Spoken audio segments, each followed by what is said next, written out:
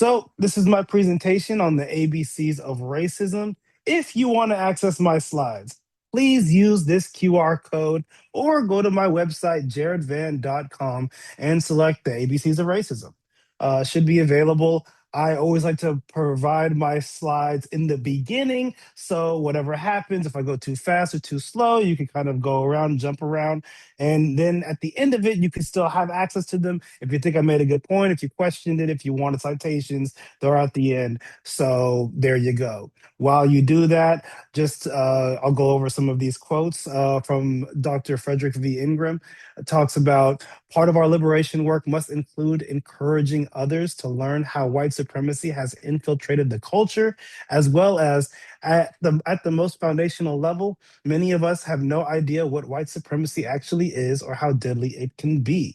So I do recognize that many people have been trying to figure out how to engage with the ABA community for decades on topics we will cover today. Over the past few years, I've been working on this as well, and I've come to present what I have found with you all. I see this as a contribution to the intellectual pursuit of liberation and education by way of behavior science and behavior analysis. Now, let's get going. The original, I want to shout out to Carissa. The original presentation that I did on this, it's been revamped today, and a lot of stuff has been added. But originally, I was presenting with Carissa, and she was an incredible addition, and she had a lot of great points to make and inclusions to provide. So I just want to shout her out and thank her, and I want to make sure that her contributions were recognized before I begin. And as you can see, there is that first code word. So you already are off to a good start. So let's keep it going.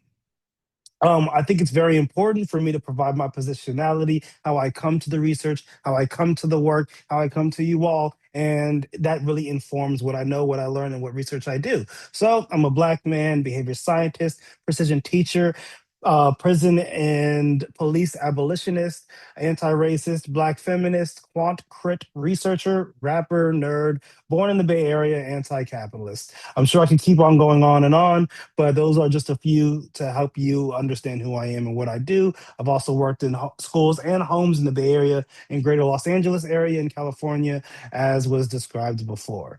So, this is a list of our learning objectives today. We're going to understand our learning history by defining racism, racial classification in the racial caste system, and the function of racism. We'll introduce the difference between systemic racism and structural racism, and identifying different units of analysis and how we can analyze our environments, provide some real world examples, describe how racism is strengthened through respondent conditioning, operant conditioning, observational learning, stimulus generalization, and cultural selection. Gotta love that behavior science. In this ABCs of racism, provide potential solutions such as systemic interventions, anti-racism, co-conspiratorship, and detecting racism, as well as talking a little bit about professionalism and Jim Code slash AI. And we'll start by analyzing racism as learned behavior. And yeah, so these are some ethical codes that our BACB guidelines goes over that this presentation are going to directly intersect with 1.07 cultural responsiveness, 1.08 non-discrimination, 1.10 awareness of personal biases and challenges, and 3.01 responsibility to clients. There may be others, but these are the ones that I was able to detect and select that directly relate to what we're going to be talking about today. So, before we really get into it, big warning. We may discuss topics that make you uncomfortable. While you may be uncomfortable for a few minutes or hours, many people that experience racism directed at them have to deal with similar or more discomfort their entire lives. And one of the things that the author, Bell Hooks, reminds us of is that the personal is political. Personal experiences of oppression and discrimination are not isolated incidents, but are shaped by larger social, political, and economic systems. By highlighting the connections between personal experiences and larger systems of power and privilege, this concept aims to bring attention to the ways in which personal struggles are political issues that require collective action and systemic change. One example that comes to mind is the Crown Act, which stands for Creating a Respectful and Open World for Natural Hair. It is legislation that prohibits discrimination based on hair texture or protective hairstyles. These hairstyles, which include braid, locks, and twists, which I have, are often associated with a particular race or national origin. The law aims to prevent discrimination in workplaces and schools and other public areas. This law had to be created because discrimination was going on within the environment. Um, so it's really important that we understand that the personal is political. So if you have identities that have not been politicized, then that's a privilege. All right. So as we move forward, I'm going to have us engage in a quick activity. You could use the chat. Look at these two pictures, or you could use the Q&A. Look at these two pictures. The top is Obama with his interns in his last term, and the bottom is Trump with his interns in his first term. Can you detect any difference? Please, in the Q&A or in the chat, tell us if you can detect any differences. I can see your responses if you provide them in the chat. Any differences between this one and this one? Oh, I see diversity, ratio of people of color, diversity. We are getting there. So, yeah, at a glance, we can see Obama has selected a diverse group of people across different races, ethnicities, and genders, whereas Trump has what appears to be a group of interns that are exclusively white, except for a black guy and a brown woman off to the left corner. Now, why is that? Of course, something should be said about whether or not somebody from a diverse community would want to work for or with Trump, but something else might be going on here. You see, without deliberate interventions to change standard operating procedures, things are unlikely to change, resulting in the continued marginalization of historically disenfranchised groups. Because your qualifications don't matter if you weren't born the desired race, ethnicity, gender, ability, etc. So now that we've done that, let's get into what racism is and what it's defined as. The author Ta-Nehisi Coates says, but race is the child of racism, not the father. Most people think that race is caused by racism, but it's actually the other way around. Racism came first. The belief that some people were less human was used to justify slavery, and race was created to make that system seem natural and scientific. Europeans needed a story that explained why they could enslave Africans and steal indigenous land, so they invented one. Race wasn't biology, it was propaganda dressed up as science to protect power and profit. So we have to talk about and define racism before we talk about race. A lot of people don't know that, but if you look into history, then you come to understand it. So let's talk about and define racism. The Encyclopedia Britannica defines racism as the belief that humans may be divided into separate, exclusive biological entities called races. That there's a causal link between inherited physical traits and traits of personality, intellect, morality, and other cultural and behavioral features, and that some races are innately superior to others. This term is also applied to political, economic, or legal institutions and systems that engage in or perpetuate discrimination on the basis of race or otherwise reinforce racial inequalities in wealth and income, education, healthcare, civil rights, and other areas. Such institutional, structural, or systemic racism, which we will define all of those, become a particular focus of scholarly investigation in the 1980s when the emergence of critical race theory, an offshoot of the critical legal studies movement, came about. Since the late 20th century, the notion of biological race has been recognized as a cultural invention entirely without scientific bias. So, going back to authors such as Dr. Ibram X. Kendi, he talks about racism being a marriage of racist policies and racist ideas that produce and normalize racist inequalities.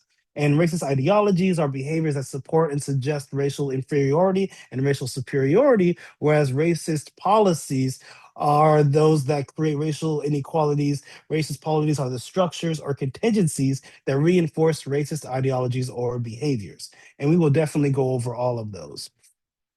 And in the book, How to Be an Anti-Racist, Ibram X. Kendi goes over class and race, gender and race, ethnicity and race. It's a great book, but those are a little bit further than we're going to go today. So I just wanted to bring those up.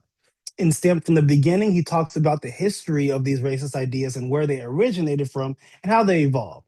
Ibram X. Kendi says in his book, when describing American colonialism, they carried across racist ideas that preceded American slavery because of the need to justify American slavery, which preceded colonial America.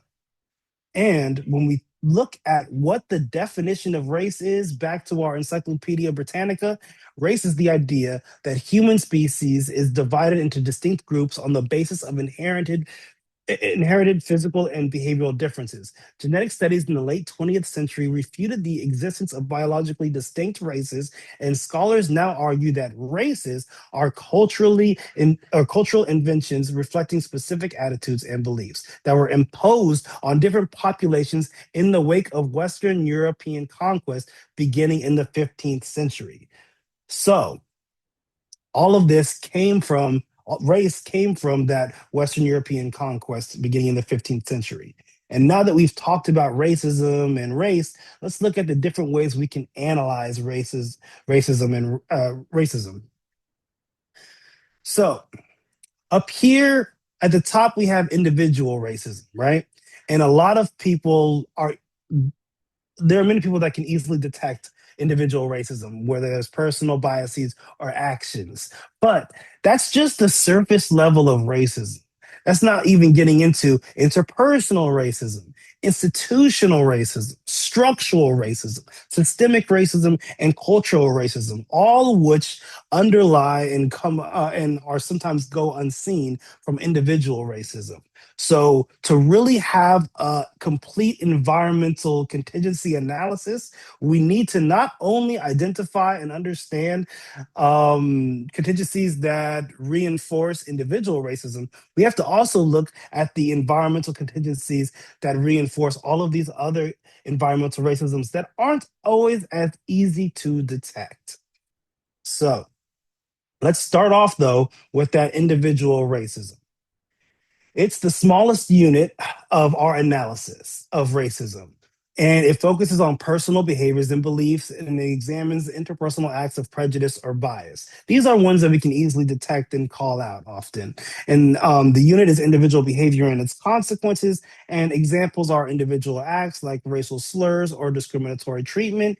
And it uses operant contingencies of reinforcement as its unit of analysis, which we will go further into after we kind of break all of these different units of analysis down.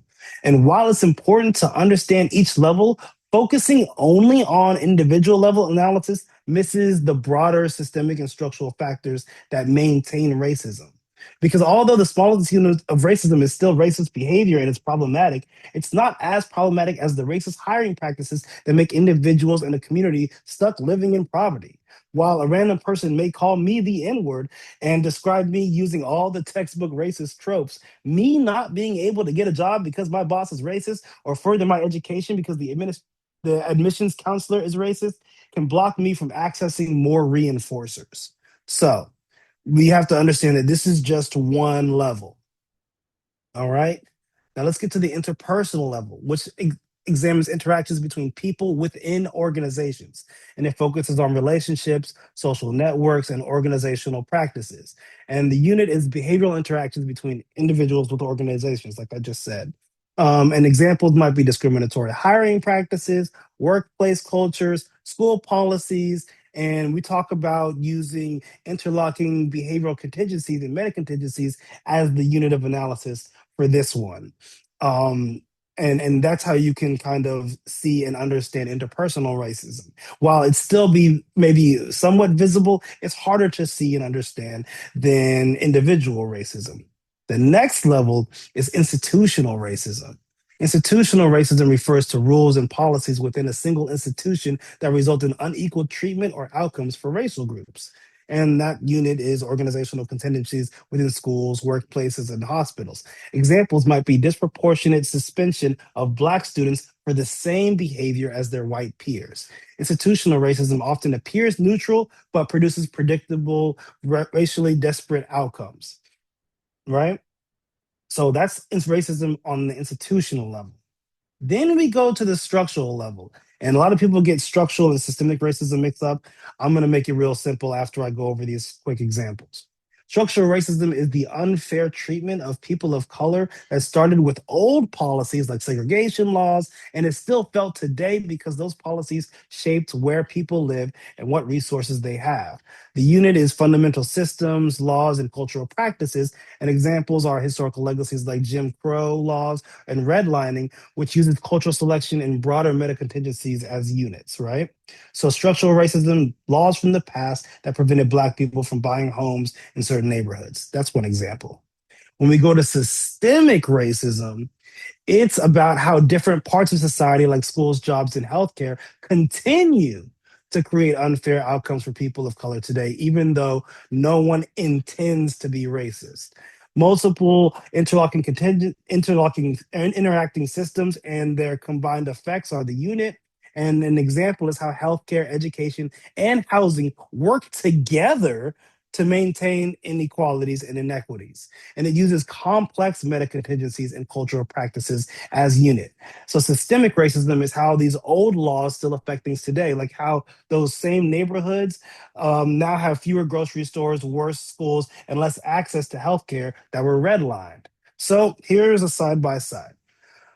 Structural racism, laws from the past that forced Black people into specific neighborhoods and denied them access to better resources. That's the example. Systemic racism, those historically under-resourced neighborhoods are still, wow, spelled still wrong. Good job, Jared. Still dealing with fewer grocery stores, underfunded schools, and limited healthcare access today, even without explicitly racist laws now.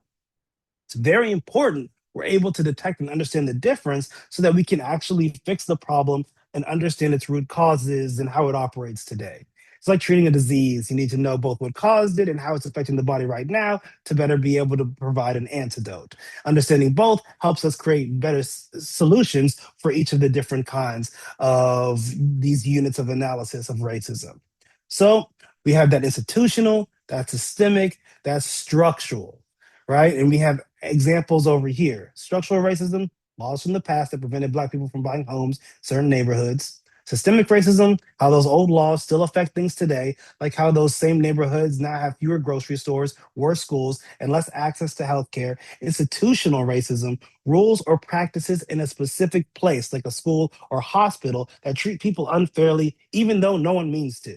An example might be a school policy that punishes Black students more often for the same behavior as white students, or a hospital, how oftentimes when it comes to childbirth, Black women undergo higher mortality rates, often because of the ways that those hospitals are ran or what those doctors are taught and biases and stuff like that, maybe within that institution, right?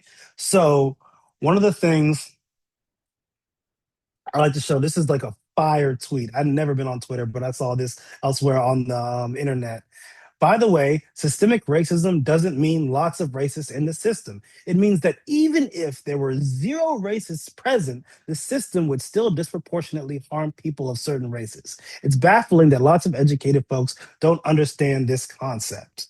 And I just think that it's a fire tweet because it helps us understand that even if you took out all the racists in the racist system, that doesn't mean that racism would end. It doesn't mean that racism would collapse. We need to actually implement interventions to stop and change the current practices that are going on today. So now that we got those definitions out the way, let's move on to the three ways or three of the ways that racist behavior are learned. And these are direct contingency principles, and direct contingencies mean that all behavior is learned through direct experience with contingencies of reinforcement and under similar topographical stimulus control. We have respondent learning, like classical conditioning, operant learning, Skinnerian conditioning, and observational learning, modeling, and imitation. So let's go over them We all know the basic three-term contingency. I'm not going to harp on this one too long. Antecedent behavior consequence, what happens before the behavior, then what happens after the behavior that either makes behavior more likely to occur in the future or behavior less likely to occur in the future. So respondent and operant conditioning are two sides of the same coin that shape learning. This is how learning occurs. We have that respondent conditioning, the classic Pavlov's dogs. Like a neutral stimulus is paired with an unconditioned stimulus and becomes a conditioned stimulus, which elicits a conditioned response. Dogs smell food, so her body produces saliva. Then the smell gets paired with the bell until the bell itself can elicit the saliva, right? Well, can we learn other racist contingencies through respondent and classical learning? Well, let's talk about it. Say a neutral stimulus, such as a black person, is paired with an immediate presentation of an unconditioned stimulus, a frightening murder, which produces an unconditioned response, horror or fear. A subsequent incident involving a black individual may trigger racist responses such as blacks are frightening, even though that individual was not involved in a murder. A real life example is the 6-year-old boy who was stabbed to death in an anti Muslim, anti Arab attack in Illinois recently. The landlord, his attacker, likely had Palestinian Muslim paired with terrorist. Another example might be if you're walking in a neighborhood and you're holding your child's hand and you see a black person or one of the criminal immigrants who speaks another language. I need to heavy criminal immigrants quotations. Um, and you see those, and that incites fear. The parent tightens the grip on the child's hand which is an indication of fear. The child glances at the person of color, and now that innocent person of color signals fear. We assume only white people may do this, but there are plenty of people of color who promote ideas about fearing black and brown spaces or the ghetto or the hood. And all of this is because of conditioning. So we understand here that respondent conditioning can be involved in the learning of racist behavior and help elicit racist responses. Then we all understand operant conditioning. The presentation of a stimulus that increases the probability of behavior occurring again in the future is positive reinforcement. Presentation of a stimulus that decreases the probability of the behavior occurring again in the future is positive punishment. Then the removal of or postponement of a stimulus that increases the probability occurring again of the behavior in the future is negative reinforcement, and the removal of a stimulus that decreases the probability of behavior occurring again in the future is positive punishment. So we understand operant learning. We all did that. Now, before I really get into this, think about who controls the delivery of reinforcers and punishers. I think about credit agencies that can impact people getting housing and, in some cases, jobs. I think about employers who determine salary requirements. I think about government leaders who have the power to block or allow corporate greed or student loan forgiveness, as was recently seen. I think about billionaire lobbyists or just billionaires themselves who advocate for corporate power. These people are the ones who get to withhold or provide reinforcement for specific behavior. We've got to keep that in mind. So when it comes to operant learning, let's say a person gains reinforcing attention and peer approval after expressing racist or anti-Black, anti-Semitic, or Islamophobic views, and they are more likely to continue expressing such views. Well, they got that peer approval, so now they do it more. When we see or hear someone spewing vile rhetoric, there is likely a verbal community reinforcing such behavior. Hey, how did that Politico thing get there? Hmm. Oh, people in a community, in a group chat, are communicating to each other using racist behavior, and they're getting approval and praise for such behavior. So wherever you see or hear racist behavior occur, you need to think there is a verbal community that is likely reinforcing this behavior. So Once again, we have to understand that this doesn't come out of nowhere. We have to apply our behavior analytic principles and put our behavior analysis thinking caps on to understand what's really going on. Another way that this is done is observational learning, which involves direct observation or modeling of others' racist behavior. This is how parents, families, and friends train racist behavior in their child, knowingly or unknowingly. Additionally, this is how media can shape the behavior of those who consume it. As we scroll through our social media feeds, we are constantly bombarded with these models of behavior, and it can shape our own. So if someone watches movies or TV with characters who gain access to reinforcers and exhibit racist behavior, a person that watcher, that person that's watching may imitate the racist behavior to attempt to gain access to the same reinforcers as well. That's another imitation way that racism is learned. Additionally, we have cultural selection because cultural practices are maintained by reinforcement contingencies at a group level. When social or economic benefits are provided to those who conform to dominant cultural norms, the behavior continues to be reinforced. Excuse me, gotta grab some water. So, behavioral would have been the respondent and operant learning, cultural fits into modeling and imitation. And we see the different levels of selection biological, behavioral, and cultural, which is the transmission and reinforcement of behaviors, customs, and practices within a society or group, and the widespread use of seatbelt driven by laws, norms, and recognition of safety benefits. So that could be one cultural practice that we've learned. So when it comes to cultural selection, it refers to how behaviors benefit a dominant social group and how they persist over time through social reinforcement and institutional support. These behaviors evolve and are maintained by cultural contingencies, even if individuals within the system change. Examples of cultural selection and racism could be longstanding association of professionalism with white cultural norms, which we'll talk more about later. The persistence of racial wealth gaps due to historically discriminatory policies such as redlining and media portrayal reinforcing racial stereotypes which influence public perception and policy decisions. So, an example of media portrayal reinforcing racial stereotypes, boom, we can see blackface has decreased, but black characters still die first.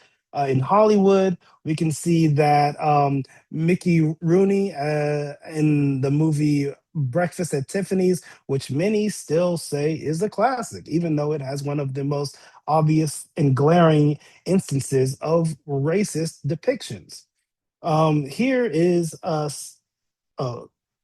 here was one example of stimulus generalization, which is another way that may explain aspects of racism.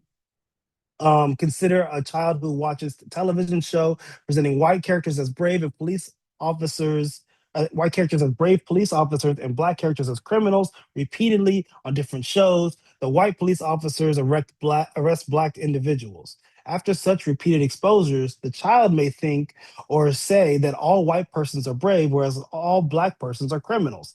In this example, the child acquires racial bias through exposure to the contingencies of reinforcement and it generalizes to people who look alike, right?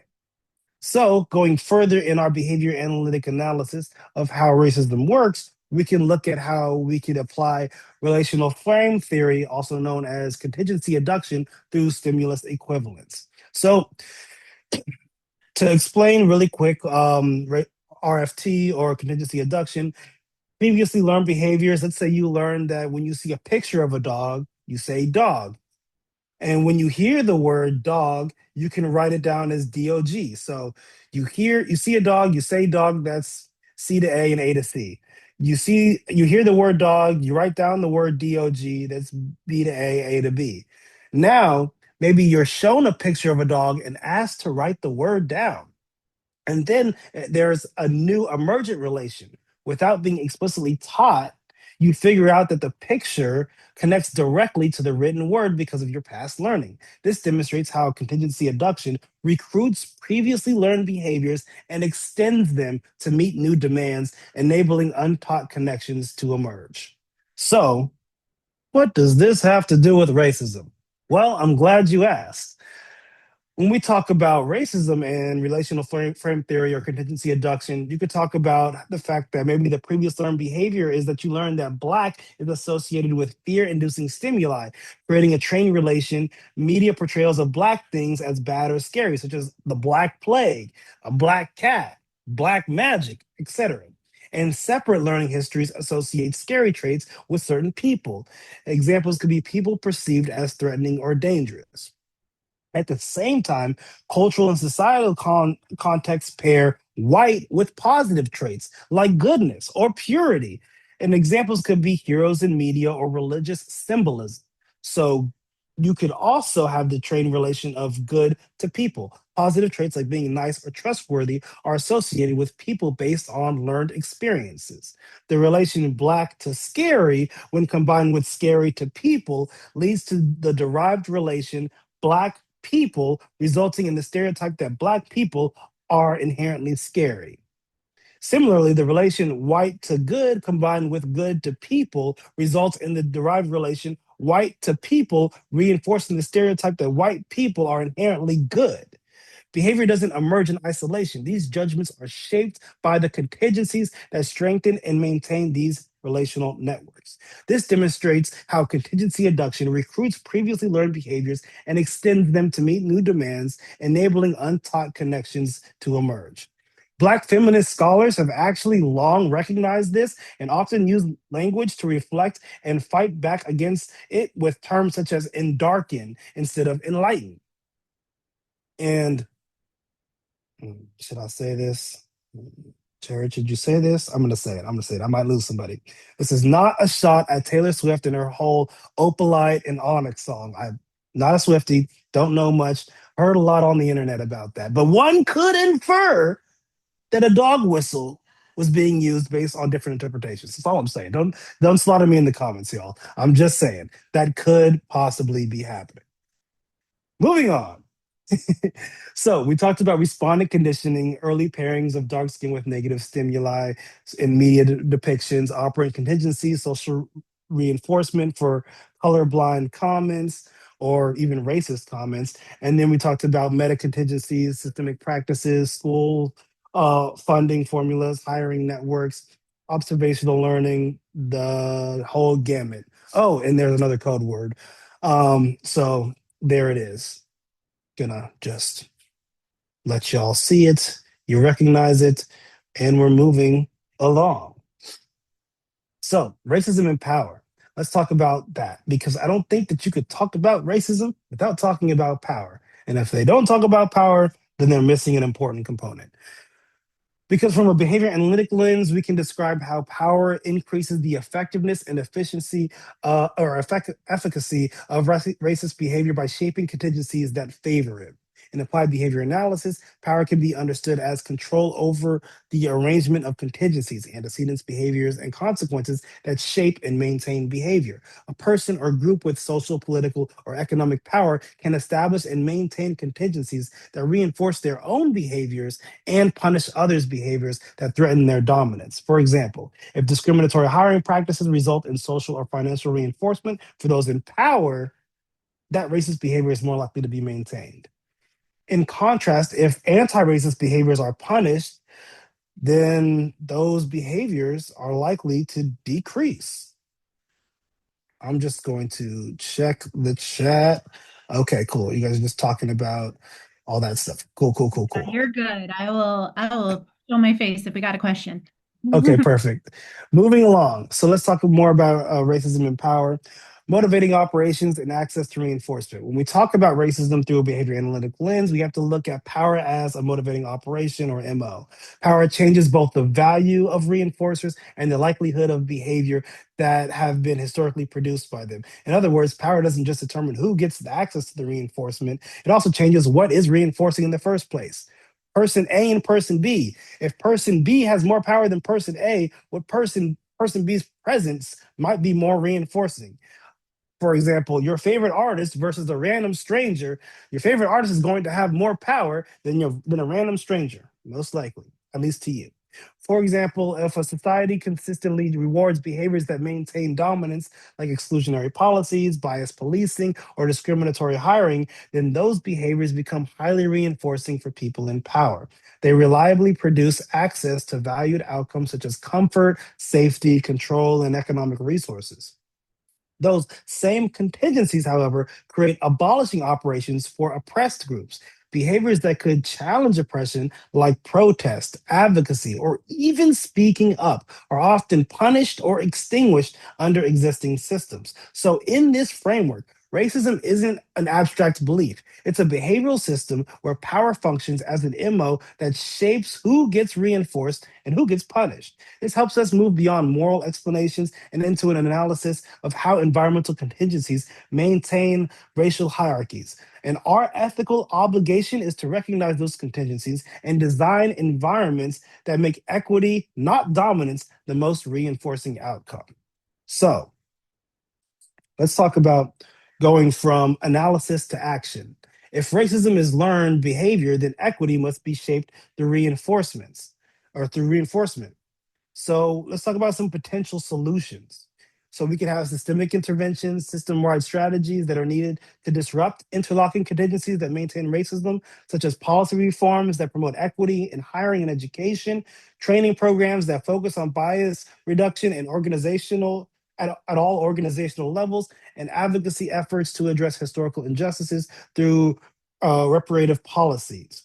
And we need a comprehensive approach rather than simple isolated efforts. We need multiple and multiple spaces because these interlocking contingencies that are reinforcing racism are strong, powerful, and have been around for decades.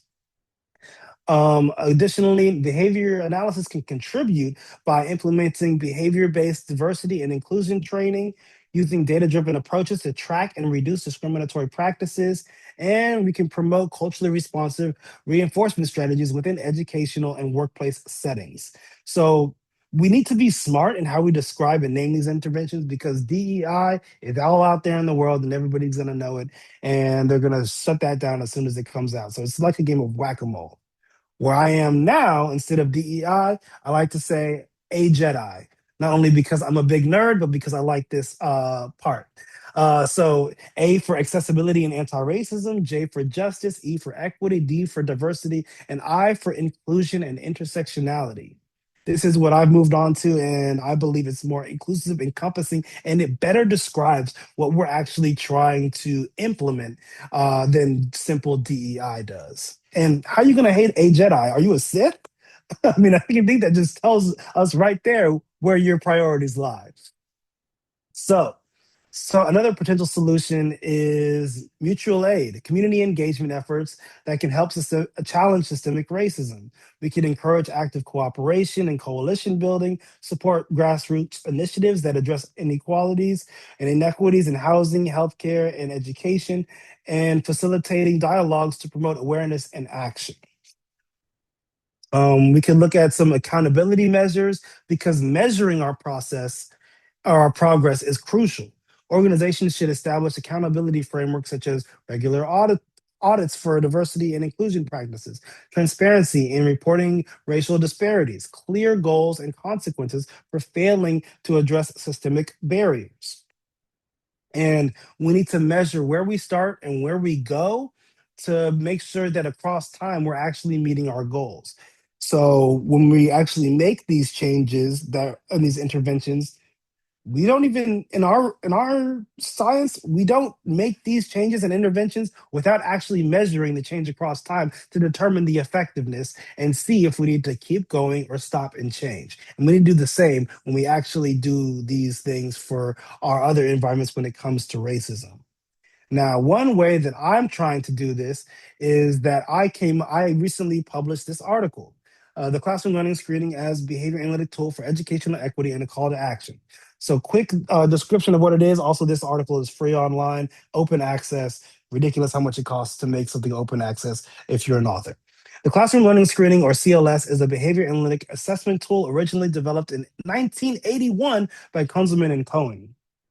It used direct, repeated measures over 10 days to evaluate how student performs and learns across core skills like reading, math, and spelling. And instead of relying on norm reference comparisons, the classroom learning screening measures each learner's growth relative to their own previous performance. That means it tracks change over time, how much a student's frequency of correct response accelerates or decelerates, rather than comparing them to a national sample that may or may not share their cultural, linguistic, or educational background. In other words, the CLS operationalizes educational equity by using self-referenced curriculum-based data to make instructional decisions before failure occurs. And this is important because traditional testing systems often reproduce systemic racism through biased norms and culturally misaligned content. A student may be labeled as deficient not because they can't learn, but because the assessment was never designed for them in the first place. The CLS disrupts that pattern by embedding assessment directly into everyday classroom activities, making it culturally and instructionally relevant. It empowers educators to detect risk early, deliver timely interventions, and prevent inappropriate special education referrals. It's one of the main pathways through which systemic racism operates in schools. And the call to action, which this paper is pretty straightforward. Behavior analysts should reclaim the CLS as both a scientific and ethical tool for equity. We need to replicate the research, update the validation using modern methods, and integrate it into things like multi-tiered systems of support so that frequency-based self-reference data become the standard for identifying and supporting learners. The CLS exemplifies how our science can move beyond analysis to advocacy, using precise measurement not just to understand inequity, but to dismantle it. All right, go read the article. It can tell you better than I can. Right here, right now, because we don't have the time. Going on, let's talk about anti-racism. Anti-racism is a proactive and intentional effort to oppose, challenge, and dismantle racism in all forms. It involves actively identifying and opposing racist behaviors, policies, and structures, rather than simply avoiding participation in overtly racist actions. Anti-racism requires a commitment to understanding how racism operates on the individual, institutional, and systemic levels, and working to address and correct these injustices. But a lot of people think it's just about, oh, you're either racist, not racist, or anti-racist. But being not racist often implies a neutral stance. You got a question? Yes, we do. And I think it applies to what you were talking about. And hopefully we have the time, but if not, we can save it till the end. Somebody in the Q&A is asking, where do we start if we are not in a leadership position? Um, that's a great question. You start with the people around you, your verbal community. Thanksgiving is kind of coming up. If Uncle James says some racist stuff, you call him out. If you're online and you see some racist stuff, you call that out. And some of the times, more times than you'll want to admit, it'll be people that you respected, people that you admired, people that you're a fan of, and you'll have to be like, hey, that behavior is not okay, and you'll have to identify that. And then when it comes to the workplace and people you work with, you'll have to also communicate that those things are not okay. Just like if you're working with kids and one kid slaps another, that's not okay. You got to deal with it. So if another person says another thing that's racist to another person and you are able to detect it, you should say something. All right. I hope that helps. Thank you. Perfect. So, like I was saying, like being not racist often implies a neutral stance, which can be harmful because it allows racism to continue unchallenged. As civil rights leader Desmond Tutu famously said, if you are neutral in situations of injustice, you have chosen the side of the oppressor. Inaction or neutrality in the face of racism allows it to persist. By contrast, anti racism involves taking a stand against racism and working towards equity and justice. Everyone, regardless of their intentions, can harbor implicit biases that contribute to racist outcomes. Being anti racist means recognizing and actively challenging those biases in oneself and others. So, contrary to popular belief, there is no such thing as not racist. You are either racist or you're anti-racist. There is no in between. There are few binaries in life. This is one of them. So, In reality, and some might struggle with this, there is no such thing as not racist. You either permit or prevent racist behavior in your immediate environment. All right. So let's talk about color blindness because oh boy, they're trying to bring this one back. Saying I don't see color can imply a denial of the racial inequalities and inequities and discrimination that people of color face daily. By claiming you do not see color, a person may inadvertently dismiss or invalidate the experiences, culture, and history that are tied to someone's racial identity. The idea of color blindness can perpetuate racial hierarchy by maintaining the status quo if race is ignored. So there are specific challenges and disparities that disproportionately affect people of color. Systemic racism is deeply embedded in social structures and institutions. By not seeing color, one might also fail to see how race influences everything from housing policies to hiring practices. So while the intention behind saying, I don't see color, may be to express a commitment to treating everyone equally, it often has the opposite effect. By overlooking the significance of race and the realities of racism, this statement can unintentionally contribute to the very problems it seeks to avoid. A more effective approach is to acknowledge and respect racial differences, recognize the impact of racism, and actively work towards a more equitable society. And one way we do that is talking about allies, accomplices, and co conspirators. A lot of people think that being an ally is the way to go. But what if I told you that is like the least amount of support you could possibly give? Unfortunately, being an ally doesn't really mean anything. As Alicia Garza said, I can say I'm an ally to children in Sudan, but that doesn't mean anything. What am I actually doing? People of systemically and historically oppressed identities and communities do not need allies nearly as much as they need accomplices and co conspirators. So let's talk about what those are. Allyship is just the first phase where you're thinking and learning a little bit about the problems a historically and systemically oppressed group face. And here there's little to no risk. Next is accomplice, someone who shows up for historically excluded groups, which involves some risk. And finally, we have co conspirators who show up with historically excluded groups. And this is high risk, and it will take some work on your part to learn how to get here. One example of co-conspiratorship, I'm going to give two examples because I love multiple exemplar training, is Bree Newsom, a Black woman who is going to remove a Confederate flag by climbing a flagpole and bringing it down after a white supremacist who held a Confederate flag on social media posts committed a mass murder of Black people in a Black church. When she went to climb up the flagpole to bring it down, she had with her a co conspirator named James Tyson, who was a white man who waited at the bottom of the pole when police arrived and told her to get down. Police were originally going to use their tasers to shock the pole to make her fall and get to the ground before she could take down the Confederate flag. Thanks to James Tyson being there, what he did was he simply put his hand on the pole so that if they were going to do that, they had to shock him too.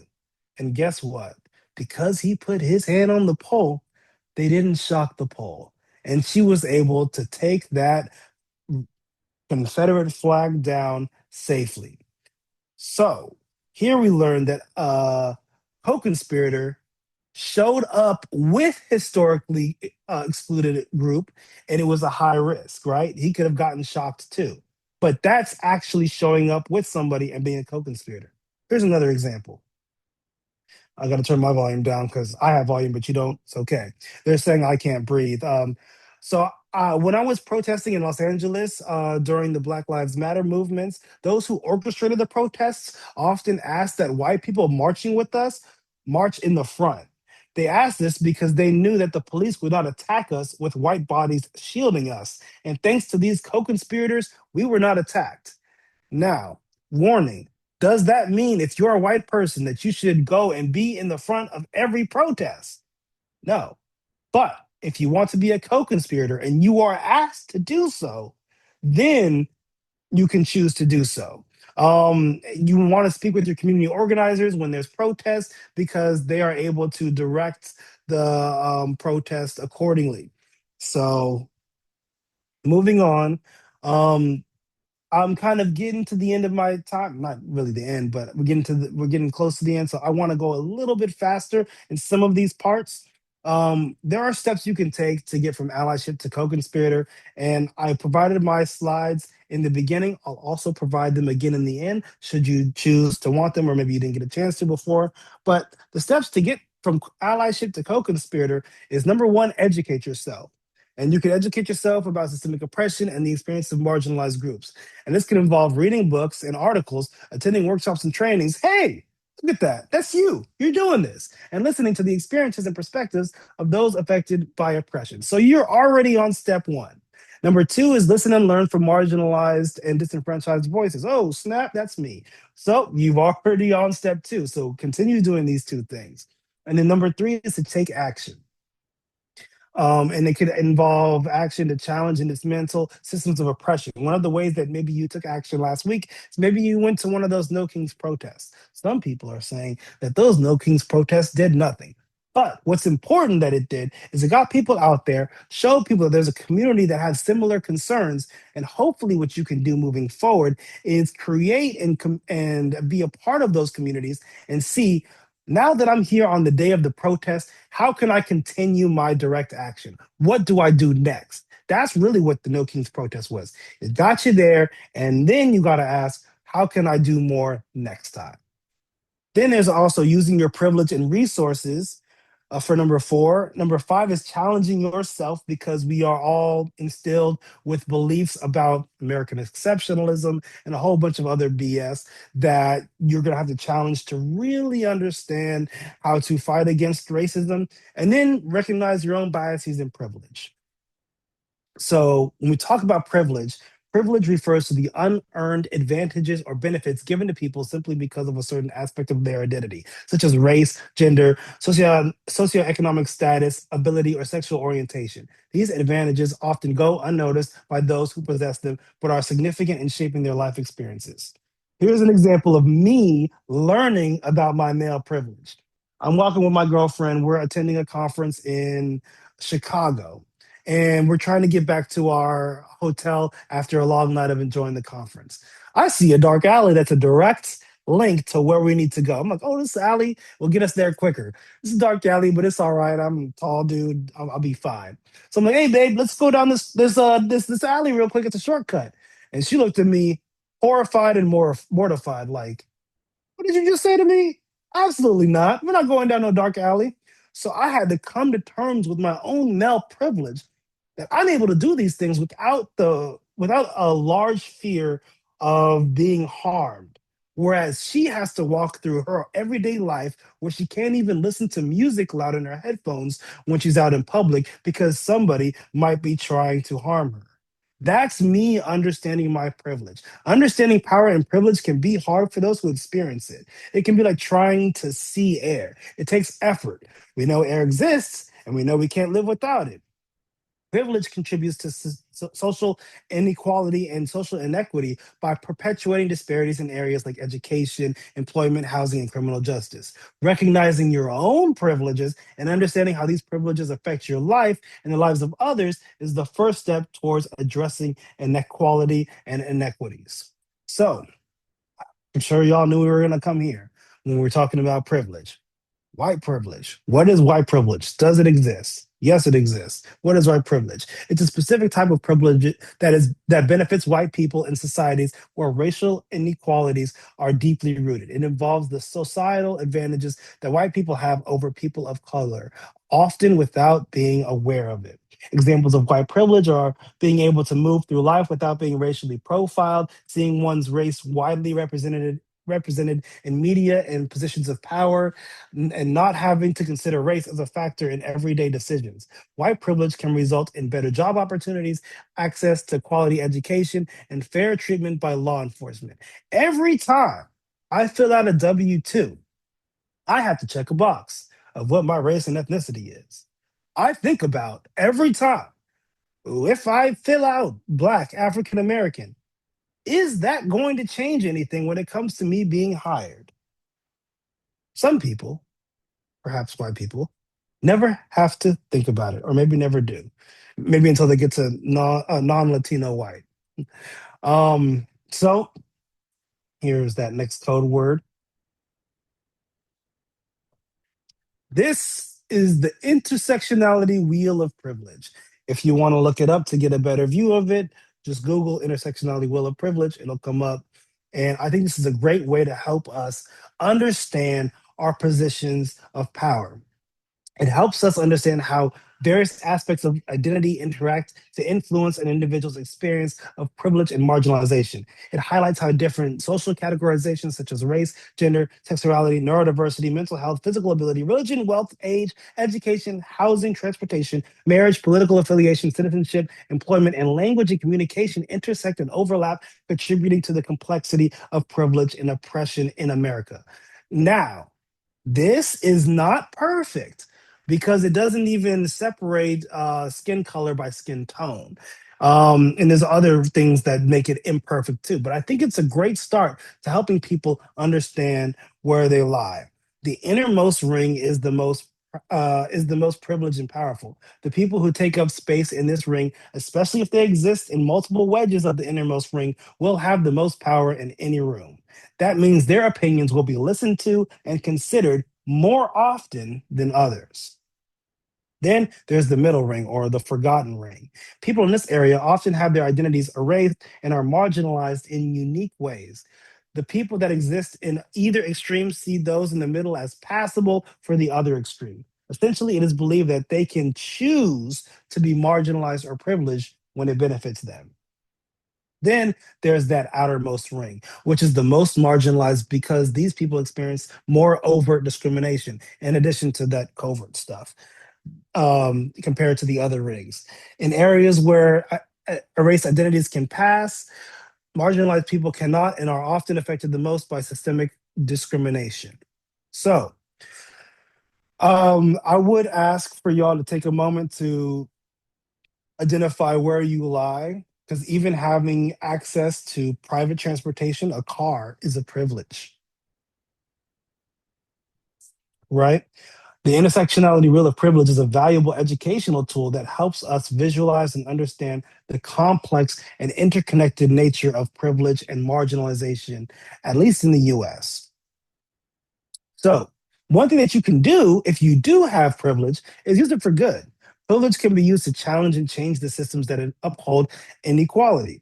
You can speak out against injustice, support equity policies, and amplify marginalized and disenfranchised voices. Sometimes, when a Black woman says something, it doesn't get heard. But if a white man says that same thing, then it will be heard. That is using your privilege for good, especially if you're saying that Black woman said it first. I'm just repeating what she said so y'all in the back can hear it, right? Because we want to give credit where credit is due. This can include speaking out against injustice, supporting policies that promote equity, and amplifying voices in marginalized groups. So the question is, who will become co-conspirators? In the field of applied behavior analysis, 71% are women and 64.5% are white are white. So white women are going to be a large portion of the individuals who need to become co-conspirators. In education, 74.3% of all teachers are women and 68.8% are white. And the majority of professionals in these fields are likely to be white women. Therefore, it is imperative for y'all to become co-conspirators to the individuals you serve, represent, and advocate for. And peak advocacy is co-conspiratorship. So, one of the things I think is important is to detect the various overt and covert ways white supremacy permeates our society. A lot of times we think it's only these things up here that are white supremacy, but there's all these things lying in wait below that are also white supremacy and white supremacy culture, which goes back to that quote at the beginning, which talks about how many people simply don't know what white supremacy culture is and how harmful it is to people all day long. So when we talk about racism, we have to be able to detect it, to be able to measure it, to be able to change it, to be able to identify when we need to intervene. According to the Cooper book, behavior is defined by its observable relation to the environment. That means racism, too, must be detected in the environment, not inferred as a hidden attitude or internal state. When we operationalize racism this way, we can look for environmental events and contingencies that differentially affect people based on race. For instance, patterns in hiring, housing, or policies that are measurable outcomes of systems of contingencies, not abstract biases. By shifting our focus from intent to impact, we align with behavior analysis emphasis on observable relations. This also removes excuses. Racism does not have to be intentional to be measurable. If an environment consistently delivers aversive consequences or denies reinforcement to people of color, it is racist in function, regardless of anyone's stated beliefs. So, when we're detecting that racism in the environment, as behavior analysts, we already have the tools to detect and change these systems. We can use data collection to track disparities in access to reinforcement, conduct contingency analyses to at organizational or cultural levels, and design interventions that realign reinforcement contingencies towards equity. For example, we can implement systems level interventions that increase reinforcement for inclusive practices or use precision teaching tools to measure shifts in staff behavior after cultural responsiveness training. The key takeaway is that racism is not an unchangeable social force. It's a pattern of behavior maintained by measurable contingency. If we can measure it, we can change it, and our ethics code obligates us to do exactly that. I had some videos, audio's not working. That's okay. I'm basically talking about detecting racism in the environment. And when we say that those young Republicans in that group chat were just kids, that's infantilization because you can't say someone's just a kid when they're 35 years old. At what point are they an adult? And saying that they're just a kid excuses that behavior instead of actually holding them accountable for that behavior. I had another one, but that's okay. We're going to talk about how our environment often reinforces and reproduces racist behavior. And many people can't even detect it happening. This video I'll be able to say because it's quick. And there's subtitles. Professionalism is anti-Black and ableist. And in this video, I said I'm not going to explain further, but people in the comments will. So often, professionalism means proximity to whiteness. BIPOC women and people with disabilities often receive punishment or reprimands for not being professional. What's the difference between professionalism and job requirements? Often, professionalism is thinly veiled speech for act white or imitate white standards. Now, some people in my comments section of this video had some great explanations about problematic professionalism. Let's look at a few. As an autistic with very flat affect, thank you. I've been called rude, and my coworkers often say that they think that I hate them solely because of how dry I am. I think that they want me to smile more and engage in more small talk. Professionalism equals more masking, more suffering. No thanks. Another one said, being professional is the European colonialism absolutist modus operandi. The whole premise is anti Black, from attire, hairstyles, clean shaving for men, to indoctrinating standards of higher learning, the prestigious schools, social clubs, and other European societal structures. Then we have another one. Professionalism equals assimilating to the cis white able bodied norm because anything else scares people. Talking loud, scary. Braids in your hair, spooky. God forbid locks, but they can't tell people their culture is scary or off putting because it's not their own. So they say it's unprofessional. With that being said, take down my hair. Professionalism is knowing I need to actively conceal my disabilities during the hiring process because even if I don't need to request workplace accommodations, I am considered a risk to the productivity of the company. Questions? Yeah, we have a couple. One comment is, as a Black woman BCBA, I've always said that Black people in the US are unofficially behavior analysts at detecting racism at an expert level. Just thought that should be shared. Yeah, real quick, could I just comment on Yeah, that? please. That Yeah. kind of reminds me of Frederick Douglass talking about living behind the veil and the double consciousness that Black people have to live within this country, both understanding those things that that commenter said. So, Black woman, great job. Yes, thank you. And then Maria asks, what is a better term we could use besides professionalism? That's a great question. I like to go back to my thing. What's the difference between professionalism and job requirements? There are job requirements. You need to, wear a shirt. You need to, wear shoes if you're not like a lifeguard or whatever. So you can have job requirements, but talking about this ambiguous requirement of professionalism doesn't define and describe what needs to be done and what not needs not be done. Because a lot of the times, too often, at least in America, professionalism has meant to be associating with white standards. So we need to be specific in our asks of our work culture. Thank you. That's helpful. Okay, perfect. Um, a few more.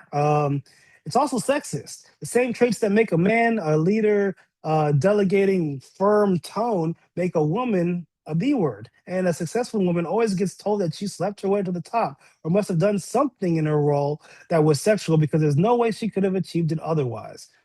It's also another sexist part is like if you say she had to sleep her way to the top to get there, it means that there are men that are using reinforcers getting to the top and they're withholding those reinforcers unless the women engage in certain behavior. Double sexism. Wild. So let's move on to this thing called Jim Code, which is a specific manifestation of discriminatory design in which racist values and assumptions are built into our technological systems. It's like the modern day version of discriminatory laws from the past, but this time it's hidden in our technology. And I highly recommend you read Race After Technology by Ruha Benjamin. That's where I got this term Jim Code from.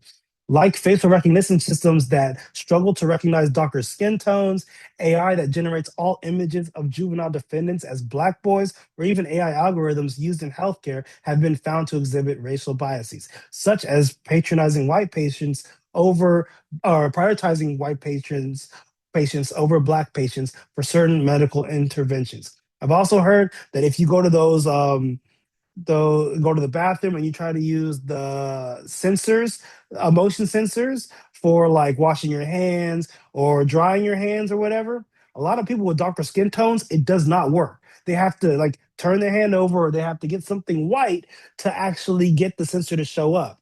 Jim Code refers to racist biases or discrimination that can be embedded into algorithms, software, or technology due to the biases of the individuals who create them.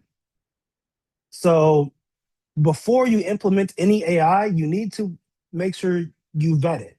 Researchers in recent years have documented multiple cases of biased artificial intelligence algorithms that include crime prediction algorithms that unfairly target Black and Latino people for crimes they did not commit, facial recognition systems having a hard time accurately identifying people of color, and Tay, an AI chatbot on Twitter, was taught to be racist by internet users in less than a day.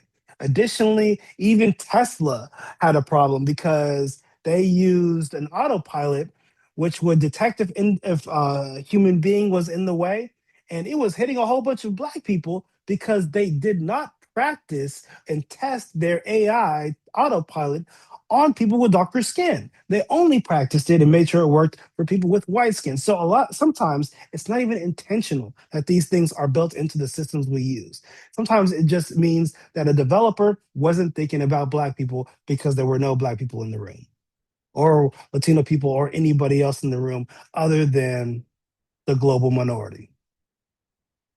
So, a big warning, there are lots of consequences that could occur for challenging racist behavior.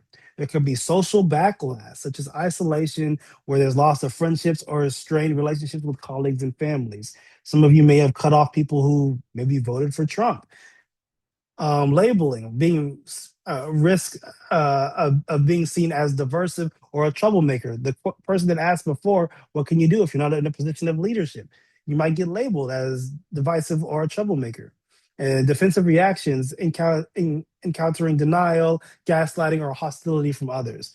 Because I'm not a racist person, but you can still engage in racist behavior. And we can call that out. we often say in behavior analysis, there's no bad kids, there's only bad behavior. I'm not going to say that about racism because if your entire behavior is built up and based off of racism, a duck quacking is going to be called a duck. But, we want to work on those behaviors to decrease the probability of them occurring in the future. There's also workplace risks, such as retaliation, tokenism, being asked to represent diversity without real influence, and micromanagement, being facing increased scrutiny or negative evaluations.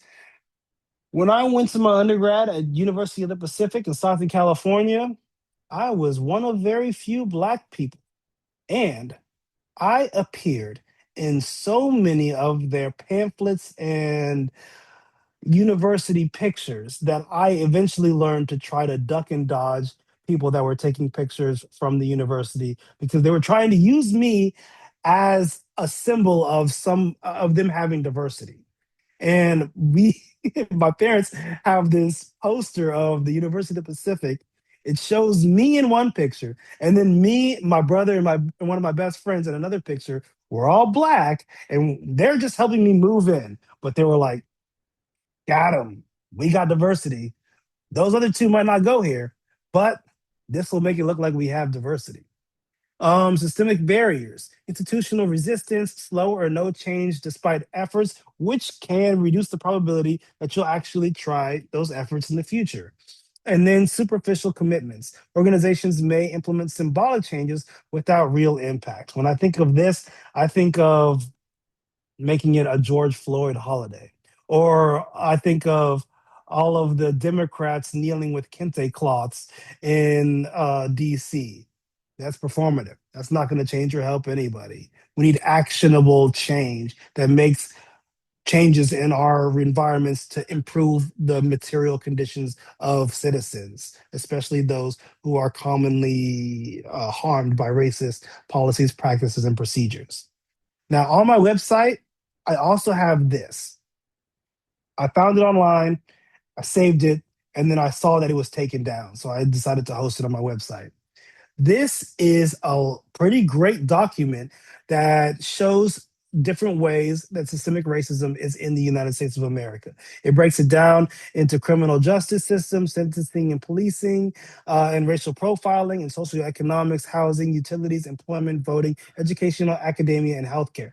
These are studies, academic articles, scholarly articles that actually show how systemic racism is in America. And I think it's a great resource for people because it's like, oh, there's no systemic racism in America. Okay, well, let me show you some of these studies that prove that there's systemic racism in America, right? Because maybe you just don't know. And now you do. So if you go to jaredvan.com and click systemic racism at the top, it'll bring you to this PDF and you could download it for your files. Now that brings me to the questions section. Thank you, everyone. Thank you, Dr. Van. Wow, that was amazing and so impressive. And I saw you showing off some of your rap skills there too. So um, Appreciate it. I'm already getting a lot of praise in the non-official chat that folks have learned stuff and are really looking forward to looking at more of your resources.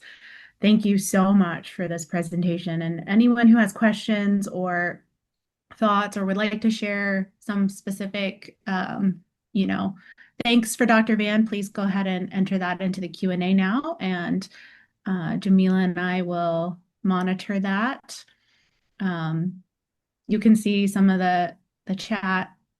Dr. Van, so grateful for this presentation. Some of the things, I mean, I know I followed you on social media and I knew about some of it was completely new to me. I had no idea about the AI testing with the automated driving. And Mhm.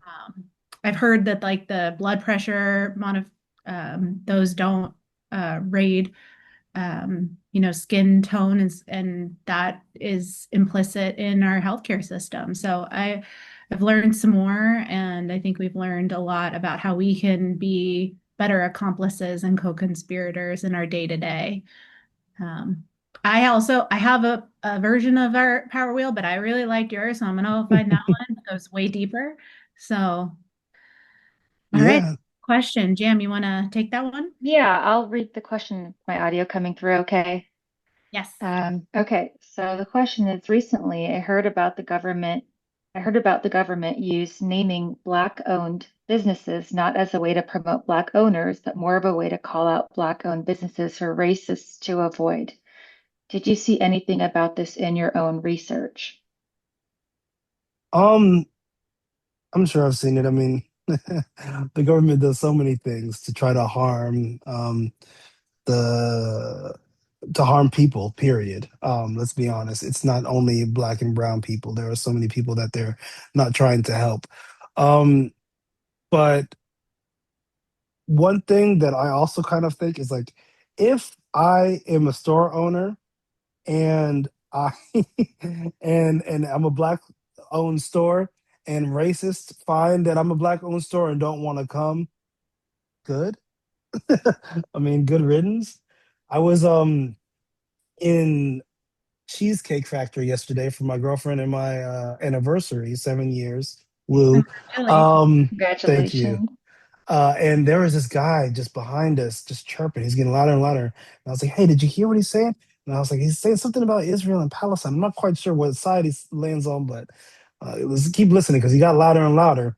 And eventually, he was very anti-Palestinian, anti-Arab, anti-Muslim, pro-Israeli, and I don't know. He got onto 9/11 for some reason, and he was just bothering these people that were next to him with spewing his rhetoric. And we were about to leave, and as we left, I just looked at him in the eye, and he caught my glance, so I made sure I caught his glance, and I said, "Free Palestine." And then he got very upset, and he said, "F you." I'm not going to say the actual curse word, but "F you" and "F Palestine." And I just said, "Have a great day." And I knew that in that moment, the optics of this man screaming obscenities in cheesecake versus this man saying "Have a nice day" might give two different points of view. So that's one way that you can. I heard, the racist um, behavior and called it out. Thank Thank you you, so Dr. much. Van. Mhm. One of the things that stands out to me while we wait for some more questions to come through is I think as behavior analysts, it's important, and you highlight this. I really think this was kind of the focal point of your talk, is that racism as a behavior. I think oftentimes people see racism as just an emotion, just a sentiment, a feeling, a thought. And I think you've done a really, in a very powerful way, highlighted that, racism and structures that uphold racism they are behaviors, they're observable, they're measurable. And I think to that end, we can also say, therefore, we can apply intervention, right, to that behavior. And I think that that's the call to action that I heard today. So I just want, since we had a moment, I just wanted to say thank you for that, because I think that it's powerful. And to the question of what can we do if we're not in positions of leadership, I think that you talked a little bit about the community, and the people in your proximity isn't just the people in your work. It's it's the sort of the company you keep, and a lot of times this conversation isn't fun, so people just avoid it. But I think that if we're intentional about the conversations that we have, and I think you've given us a lot to think about today, so thank you. My pleasure. Yeah. I think that one thing is we just don't talk about it enough. A lot of people, oh, just don't talk about it, it'll go away. That's not going to happen. That's what they said about the Right. KKK. Um, but it doesn't just go away. We have to actually talk about it, discuss it, identify it, and then we can identify interventions to reduce the probability of it occurring in the future and it occurring now. Yeah.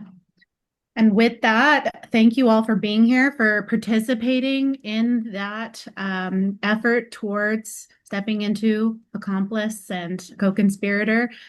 You're doing your part in that, and keep on doing that work, and join our EDI events where we don't shy away from quote unquote tough conversations or controversial topics, but we meet them with humility and with a lens of learning. So tune in next week with Dr. Mari Serta for her. Yeah, we have a workshop on reframe, which Jared wrote the forward on.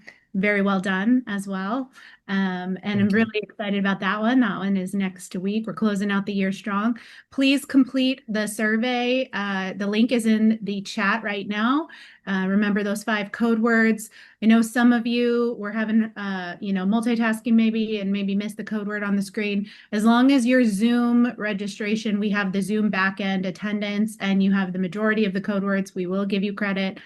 So don't worry about that. It still meets all the ACE provider standards for the BACB.